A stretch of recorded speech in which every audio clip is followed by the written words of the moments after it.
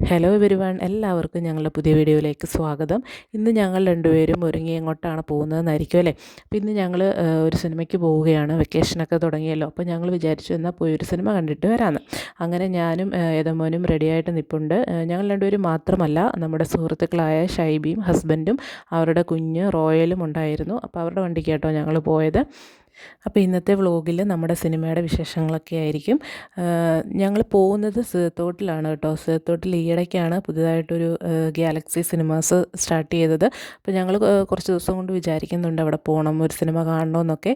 അങ്ങനെയാണ് ഇന്ന് പോകുന്നത്. വൈകിട്ട് 6:15 ഷോയ്ക്ക് കേട്ടോ ഞങ്ങൾ പോയത്.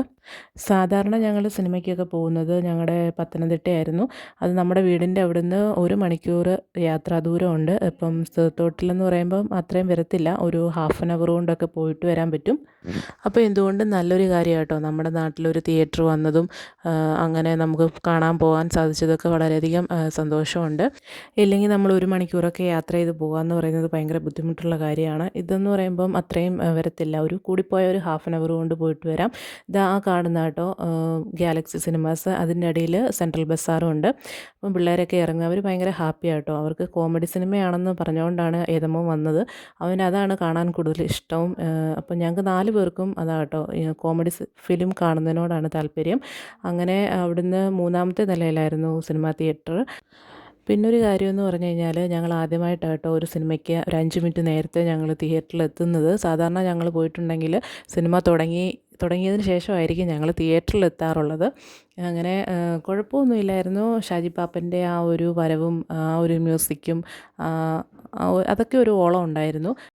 പിന്നെ അങ്ങോട്ട് പകുതിയായപ്പം തൊട്ട് സത്യം പറയാലോ എനിക്ക് ബോറടിക്കാൻ തുടങ്ങി. അന്നേരം തൊട്ട് എപ്പം കോഫി കുടിക്കാൻ പറ്റും, എപ്പം ഇൻ്റർവെല്ലാവും, എപ്പം കോഫി കുടിക്കാൻ പറ്റും, എപ്പം പിള്ളേർക്ക് പോപ്കോൺ മേടിക്കാം എന്നുള്ളത് മാത്രമായിരുന്നു ചിന്ത മൊത്തം. ശരിക്കും ബോറായിരുന്നു. പിന്നെ ഞങ്ങൾ കോഫിയൊക്കെ കുടിച്ചതിന് ശേഷം വീണ്ടും അകത്ത് കയറി. പിന്നെ ബാക്കി പാർട്ടും കൂടെ കണ്ടിട്ട് ഞങ്ങൾ ഇറങ്ങി.